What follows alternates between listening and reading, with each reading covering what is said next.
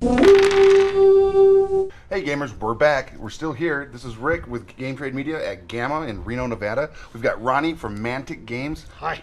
They've come to show us some really good stuff. So tell us about Dungeon Crate. Okay, so Dungeon Crate is the dungeon flavor of Terrain Crate. Mm-hmm.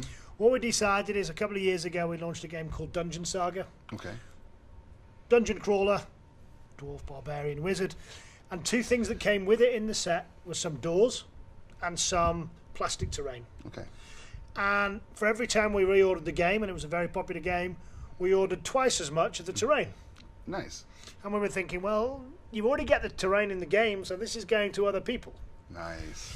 We launched The Walking Dead All-Out War, and every time we were selling a game, we were selling 3 sets of the scenery that came with it, the cars and the... Yes. So we're thinking, you know what? People want to have a good quality, nicely made, unbreakable Nice. terrain. You get the resin stuff, it's beautiful, but it breaks, it shatters, it's not practical, you can't move around with it, you can't do that with it. So we sat down, we thought about it. There's great dungeon models out there, there's lots of dungeons, but no one is doing a full, complete range. And you don't want a half a range, you don't want a little bit, you need it to be the same size, you need it to be in scale. Right. So the DM can set up his library, can set up his... So we took it to Kickstarter, it did great. With Kickstarters, we only take as much as we need for the tooling. We don't push them big. We get them up. We get our tooling money. We get out because principally we want to work through our retail stores and through our distribution channels. And this is the result. This is beautiful. So for all of you that are watching, we're going to switch it over to the other camera real quick. One of the sets that come in this is the Wizard's laboratory or library, and it's got 3 bookshelves. It's got an owl on a pedestal, 2 candelabras, a desk, a nice wingback chair, an astrolabe type device here, a mirror, could be a magic mirror, stack of books, a scroll, bunch of potion bottles. I mean, that is for any GM that has ever put together a wizard's library or a wizard's study. It's right there, every single thing you'd want. Yeah. And it's beautiful. And then the treasures, little packets of treasures. So we've got big treasure, small treasure. You can actually put things on here, and everything's designed that they cross. So if you want, I've got a pile of books, or there's an urn in the room and there's some things on it. Nice. Things cross over. I love it. Sword and a stone. Sword and a stone. You've got to have a sword and a stone, haven't you? Which one's this? My eyes are going.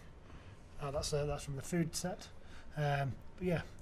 Yeah, there's so many good things. Everything's there, and it all integrates. Everything's got exactly the nice scale. It's all in that 30mm scale. You've got the dungeon traps, and then it comes. So there'll be limited numbers in the stores where some of the partners signed on during a Kickstarter and took some of these. Okay.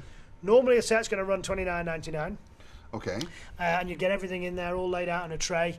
The crates have $120 worth MSRP, and they're $75. Amazing. So in this first crate, what are we going to get? So in that one, the first one, which is going to be the Dungeon Crate, you're going to get the Wizard Study. You'd get the library. Nice. You're going to get a full set of scatter terrain, which is the barrels. We can have them look in there. You can grab those out. There's the barrels. We've got the mine. So you've got a full abandoned mine in there with the mine carts and all the pieces of mine. You're going to get the full treasury set in here. You're going to get the traps. So everything your kind of basic dungeon needs to get started. Yeah, barrels. Look at these. Guys, right there, the barrel set, like a whole stack. Like if you're on a dock or in a storeroom in a dungeon, this would definitely dress that out very nicely. Very cool. Man, this is good stuff. It's great, isn't it? Yeah. Lovely. How does it take paint? Take paint, it's all properly done. It's the same plastic we used for our Walking Dead range. Okay. So we are a miniatures company. Fundamentally, that's our DNA. All right. These are miniature quality. The colours here you're seeing are what the tooling company had in when they were sending us the test shots. They're not going to be a disgusting kind of, I can't say that, it's the same colour as your t-shirt. Beautiful green colour. Beautiful green colour. But it blends right in. Yeah, that's right. So they're going to be brown. The bookcase will be brown. The treasure's going to be gold. Nice. That means they're not pre-painted, they're pre-coloured. So those that don't want to paint, you can put a big treasure chest down and it's going to be there. It's a gold colour. So there's some theming, but for the painter, it's going to paint up beautifully. If you go and hit our website, people have been getting their hands on it and they're loving it. It's beautiful. That's the dungeon. Okay. You could then get the Dark Lord's Tower, which has a temple. It has the evil wizard's chamber. I think there's one of those in there. You've got a portal. You've got an evil altar on there. That's the big square one, yes. Yeah. So you can see that. So I'll clear the traps away, and you can pop some of that stuff down. And by the way, the traps, when you're laying them down and you say this is the kind of trap, they have different types of traps, so you can actually put it down there for the visual aid, so that you get total immersion in your role-playing experience. So when you say this is what you see, it's like a bear trap. Where are you standing, or what is your positioning? How are you going to do this trap? Yeah. I mean, we've made these out that 25mm size, which seems to be the optimal size for tiles within squares within a dungeon. So they just sit right on top. So you got the wizard's pentagram or summoning circle. Yeah. You got a kind of looks like a Stargate. Yeah. So classic portal. Yeah. There's a portal going on. There's a spell effect going on. An altar, an evil wizard's altar, and then all sorts of other. Of course, the evil wizard doesn't have an owl. He has the dark crow. Yeah. And then other bits of scatter. As well, like a fire, or no? Is that a little imp in the summoning circle? Yeah. So everything always fits on the bits. That is so there's cool. always cross.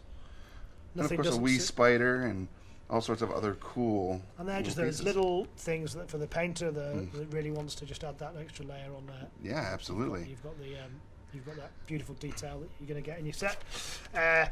Torture chamber, because who doesn't want that? Yeah, if you're an evil wizard, why wouldn't you have a torture chamber? The torture chamber's all worked out. There's that. And it's all there, and then the traps again. Sometimes you'll start getting repeats where you just get a single shot in one, so you might. Who doesn't want to get put on the rack? Gotta have a rack. Gotta have the rack. Gotta have the rack. And then it looks like there's a crow's cage in here as well. Yep. So you can spend your time in there. An Iron Maiden, of course. Your tool benches for all of your beautiful tools. And yeah, there's so much good stuff. So much amazing terrain available in this. You could have the town, which you've got libraries, you've got guard rooms, you've got horses and carts, and you've got the battlefield set, horse and carts, tents, sewers. I'm super stoked about the tents and all the battlefield set, because that right there I'm already working, just so you guys know, I'm working on a little campaign thing, a lot of goblins, and it takes place in a huge battlefield. This is going to look beautiful. So we'll get you some of those set out there and get them painted. Good. So that's Terrain Crate. All right. And then world exclusive, we could reveal. I mean, we've got two. We've got coming later in the year. We're going to be doing his Negan board game. All right. This is where Negan and his lieutenants are clearing out the. They're clearing out the sanctuary. The chair will eat you. Yeah, I was going to say. I just started sitting back. It was gone. So for those that All Out War is a kind of skirmish game. It starts nice and simple, but it scales up. There's people that want a slightly less intense experience or less competitive experience. So what we've done is a co-op board game, 1 to 5 players. Nobody gets to play Negan, I'm afraid. Negan gets to walk along behind you, and when you do stupid things, he tuts at you and he hits you with Lucille. Of course he does. Because Negan is with 2 power. So it's all about his lieutenants winning reputation. Oh. So you work together as a team to clear the objective, to get Negan, so we can turn the generator on, we can clear the area. Yes. Okay. But at the same time, Negan's going along, come on, hurry up. You know what, you're doing well, have some more reputation. Nice. You an idiot, you're losing some reputation. So you've got to kind of use your reputation as currency. Okay. So although you can do the mission and you can all succeed, some can succeed more than others. Nice. So you've got that motivation to play off against the guys. Sure. Next to you. That's awesome. When's that coming out? That's going to hit November, and that's a non-kickstarted line. Nice. It's going to be straight to retail. Great. It's going to go straight through our retail partners, and that's going to be hitting by November, just running into the Christmas period. What else you got sitting over here? Oh, I just maybe got a little exclusive there. All right, so if you guys haven't already seen some of this, there's been some online talk and chatter about this, but the Hellboy miniature line for the game. Yep. And here's Hellboy himself. That's Hellboy. And he looks freaking amazing. The sculpt is super detailed. It is his big hand, his demon hand with the rock is, it's gorgeous, and your guys are gonna just be like. And so if you're a fan of Hellboy, Abe Sapien. Yeah, so Abe's coming. He's literally the very first sculpt. I got him like 3 hours before I got on the plane. Oh, okay. So you've got Rasputin. Rasputin. Yep. Right there. Looks so good. And then a couple just demons. So they're the frog monsters. The frog monsters. So the first story arc is all about fighting the frogs. Okay. So you go from little groups of frogs to frog monsters, all the way up to great big giant tentacle beast. Nice.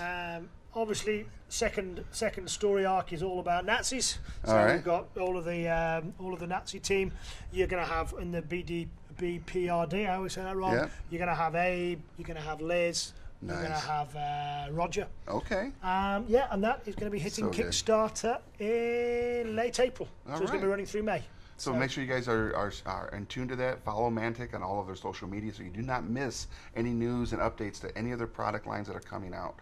So that when they do launch, you're on board to hit it in that first 24 hours. Yeah, get the early birds and get that number up and out through the ceiling in that first 24 correct. hours. If we can get it through, and then we've got plenty of ways we can go. There's 3 or 4 great expansions there, and that total is the bigger the prize. All right, you have a couple other things over there you want to talk about? Of course, next month is Dreadball. It's the second edition. All right. This was the first game that Mantic made that really went properly global. It was huge in the US. We dug it a Kickstarter. It was a $750,000 Kickstarter. Wow. Got 12 teams, all with boosters, and it was played like crazy. And then we released 12 more teams, broke all the balance, and everyone stopped playing. So we've gone back. It was always, on our list to do. Yeah. We went back and we have done 2 things. Firstly, people actually want to play, so we've made the teams assembled, so you can literally get them out and just get playing.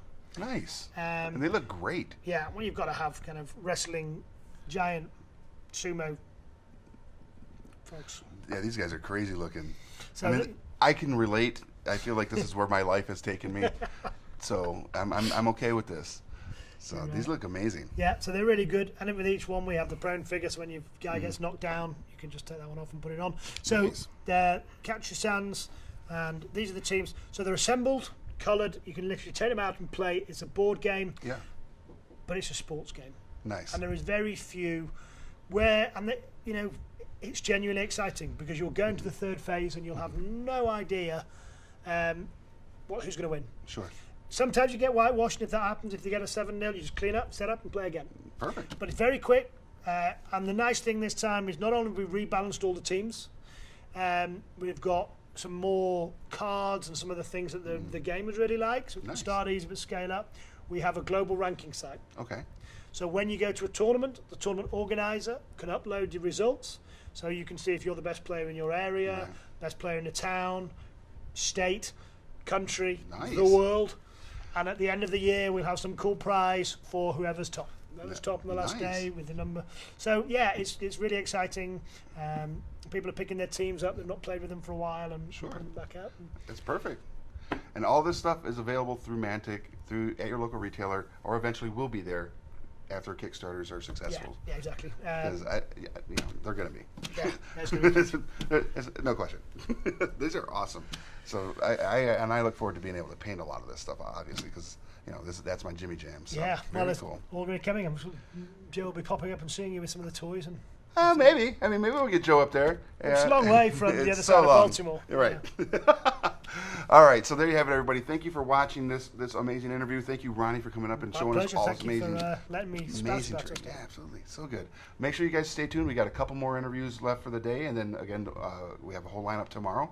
And we'll be back real soon with another interview. I'm Rick here for Game Trade Media, live from GAMA, and stay tuned. Thanks for watching Board Games and Beyond. If you liked it, leave a like and a comment below, and make sure to subscribe so you don't miss any new content.